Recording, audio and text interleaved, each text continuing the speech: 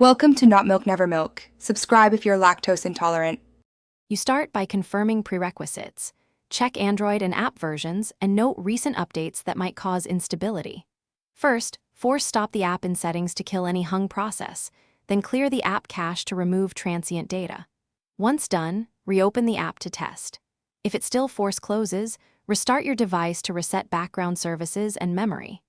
These actions remove common causes quickly and prepare you for deeper troubleshooting if the crash returns. Now you move into the middle steps. Clear app data to reset settings and stored info. If that fails, uninstall and reinstall the app to ensure a clean install. Make sure required permissions are granted and that battery optimization or background restrictions aren't killing the app. Disable optimizations for the app if needed.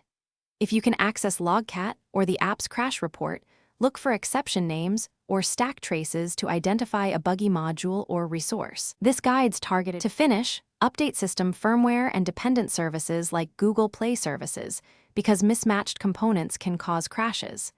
If a recent app update introduced the issue, consider installing an older stable APK or joining a beta that fixes the bug. As a last resort, perform a factory reset after backing up your data to eliminate deep system corruption.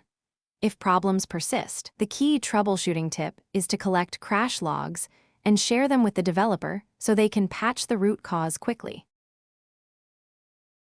Thanks for watching. If this was helpful, leave a like and consider subscribing. See you next time.